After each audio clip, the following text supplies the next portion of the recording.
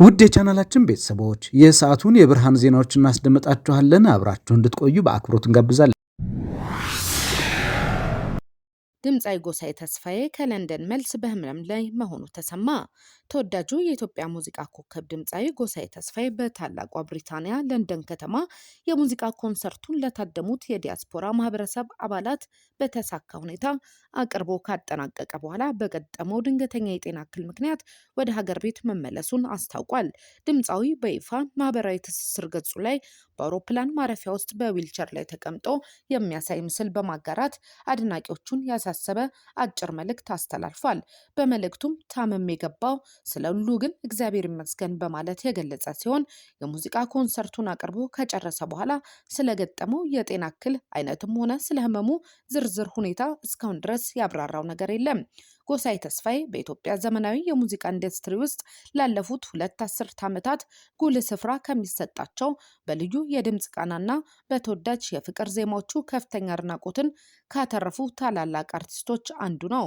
በለንደን የነበረውን ታላቅ የሙዚቃ ኮንሰርት በድምቀት አቅርቦ ከጨረሰ በኋላ ይህ የጤና እክል ማጋጠሙን ተከትሎ በርካታ የሙዚቃ አፍቃሪዎች፣ የጥበብ አጋሮችና አድናቂዎቹ በማህበራዊ ሚዲያ ገጾች ላይ ፈጣን የሕክምና ማገገም እንዲያገኝና ወደ ቀድሞ ሙሉ ጤናው እንዲመለስ ያላቸውን ልባዊ ምኞትና ጸሎት በመግለጽ ላይ ይገኛሉ።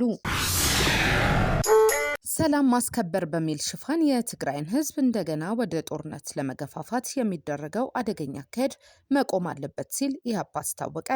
የፕሪቶሪያ ስምምነት በተለያዩ አካላት ከሚጠቀሱት የአካታችነትና መሰል ጉድለቶቹ የውሉ ዋና መንፈስ ጦርነትን በቋሚነት ማቆም፣ ፖለቲካዊ መፍትሄን ማስቀደም፣ ተፈናቃዮችን ወደ ቀያቸው መመለስ፣ የሰብአዊ ድጋፍን ማሰራጨትና የተፈረሙትን ግዴታዎች መፈጸም ነበር።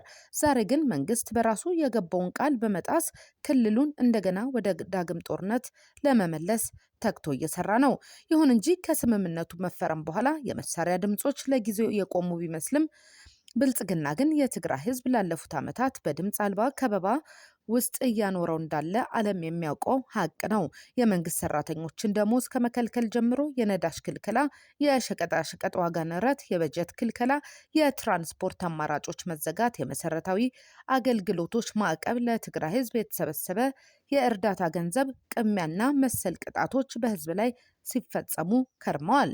ይህ አልበቃ ብሎት አሁን ደግሞ ህግ ማስከበርና ተመሳሳይ መፈክሮች ሽፋን በመጠቀም ትግራይን እንደገና ወደ አውዳሚ ጦርነት ለመክተት እየተንቀሳቀሰ መሆኑን በከፍተኛ ስጋት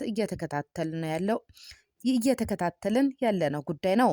ባለፉት ዓመታት በኢትዮጵያ እንዳይታይ፣ እንዳይሰማ፣ እንዳይታሰብ ያደረገውን የተቃውሞ ሰልፍ በትግራይ ልከፍት ያሰብኩትን ጦርነት ኑና ከህዝብ የመጣ ጥያቄ ያስመስሉልኝ ብሎ በራሱ ያደራጃቸውን ጥቂት ግለሰቦች ማሰለፍ ጀምሯል። ይህንን የመቀጠል እቅድ እንዳለውም በመግለጫው በመለፈፍ ላይ ነው። በተለይ ከትግራይ የመጡ አንዳንድ ግለሰቦች በሚያሳዝን ሁኔታ ከብልጽግና ፓርቲ ጋር በመተባበር ለዚህ አደገኛ አካሄድ ፖለቲካዊ ሽፋን ሲሰጡ መታየታቸው እጅግ የሚያስተዛዝብ ነው። በተጨማሪም አንዳንድ በተቃዋሚ ስም የሚንቀሳቀሱ የስርዓቱ ተላላኪ ፓርቲዎችም ህግ ከመጣስ አልፎ ለኢትዮጵያ የታሪክ ጠባሳ የሆነውን ብልጽግናን ህግ አስከብርልን፣ ለዚህም ሙሉ በሙሉ ከጎንነን በማለት የስልጣንና የወንበር ዳረጎት በተቀበሉ ማግስት በትግራይ ህዝብ ላይ የጦርነት ነጋሪት በመጎሰም ለስርዓቱ ያላቸውን ታማኝነት ለማሳየት ሰማይ ሲቧጥጡ ታዝበናል። በስርዓቱ ሚዲያዎች የሚካሄደው የፕሮፓጋንዳ ዘመቻና የህዝብ ስነልቦና ለጦርነት የማዘጋጀት ሙከራ እንደ አውሮፓውያን አቆጣጠር ከ2020 በፊት በትግራይ ጦርነት ዋዜማ ከታየው ሂደት ጋር በአስደንጋጭ ሁኔታ አንድና አንድ አይነት ነው። የገዢው ፓርቲ ዋና ዓላማ በትግራይ ህዝብ ላይ እንደገና ወታደራዊ ዘመቻ ማካሄድና ጦርነት መክፈት እንጂ ሰላምን ማስፈን አይደለም። ለዚህም ያለፈውን ጦርነት መመልከትና ከአሁናዊ ሁነቶች ጋር ማዛመድ ከበቂ በላይ ማስረጃ ነው።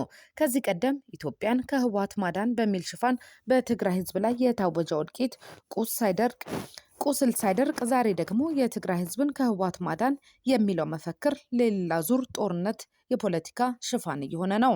ከዚህ በፊትም በተመሳሳይ ቃላት የተጀመረው ጦርነት ለመቶ ሺዎች ሕይወት መጥፋት፣ ለሚሊዮኖች መፈናቀል፣ በመቶ ሺህ የሚቆጠሩ ሴቶች መደፈር፣ ለጦር ወንጀሎች መፈጸምና በትግራይ ውስጥ ከፍተኛ የሰብአዊ አደጋ መፈጠር ምክንያት ሆኗል።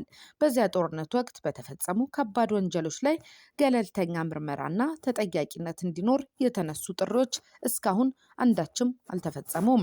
ያለፉት 8 ዓመታት ያሳዩን እውነታ ከብልጽግና ጋር ተሆኖ እንኳን በተጠቀሰው አካል ያንን ሁሉ መከራ ያየውን የትግራይ ህዝብ ይቅርና በየተራ የጦርነት ወላፈን እየፈጀ ያለውን የትኛውንም የኢትዮጵያ ማህበረሰብ ማዳን የሚቻል እንዳይደለ ነው።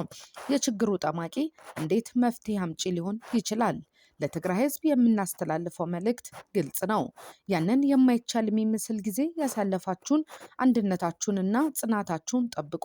ትናንት የደረሰባችሁን በቃላት የማይገለጽ መራር ዋጋ ከፍላችሁም ቢሆን ራሳችሁን የተከላከላችሁት በአንድነታችሁና በመተጋገዛችሁ ነው።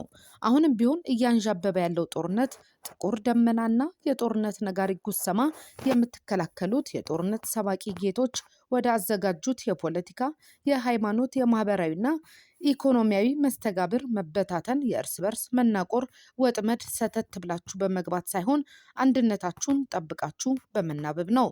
የኢትዮጵያ ህዝብን በመላው ማህበረሰብ መካከልና በተለይም በትግራይና በአማራ ህዝብ መካከል በተደጋጋሚ ጥላቻን ለመዝራት ታሪክን ሲያዛባና ሲፈበርክ የሚውለውን ስርዓት እኩይ ሴራ በመረዳት የህዝብ ለህዝብ ግንኙነቱ ተጠናክሮ እንዲቀጥል የሚደረጉ እንቅስቃሴዎች እንዲደግፍና እንዲያጠናክር አደራ እንላለን። ኢህአፓ ለዓለም ህዝብ በኢትዮጵያና ከኢትዮጵያ ውጭ ላሉ የዲፕሎማቲክ ማህበረሰብ ከገዢው ስርዓትና ዳረጎት ፈላጊዎቹ የፖለቲካ ትወና እና ፕሮፓጋንዳ በዘለለ በመሬት ላይ ያለውን እውነታ እንዲመለከቱ ጥሪውን ያቀርባል።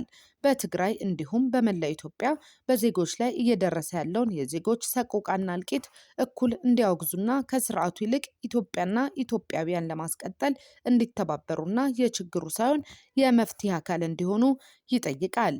በጥላቻ በጦርነትና በክፍፍል ፖለቲካ ላይ በጋራ ድምጻችን እናሰማ።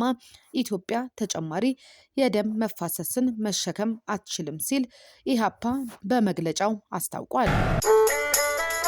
ኤርትራ ጋር ግንኙነት ጀምረናል፣ እንዲሁም የውጭ አጋሮች አሉን ሲሉ ደብረጽዮን ገብረ ሚካኤል ተናገሩ። ደብረጽዮን ገብረ ሚካኤል ፌዴራል መንግስቱ በትግራይ ክልል ላይ ጥሎታል ያሉትን ከበባ ለመስበር የሚያስችሉን አስተማማኝ የውጭ አጋሮች አሉን ሲሉ ተናገሩ። በፌዴራል መንግስቱ የተቋቋመውን ጊዜያዊ አስተዳደር በማፍረስ በኃይል ስልጣን የያዘውን የክልሉን አስተዳደር የሚመሩት ደብረጽዮን ገብረ ሚካኤል ከመቀለ ከተማ ነዋሪዎች ጋር ባደረጉት ውይይት ክልሉ የተጣሉበትን ዘርፈ ብዙ ክልከላዎች ለመስበር በስትራቴጂክ ደረጃ የሚሰሩ የውጭ አጋሮች አሉት ብለዋል። ደብረጽዮን የውጭ አጋሮች ያሏቸውን አካላት ግን በስም አልጠቀሱም።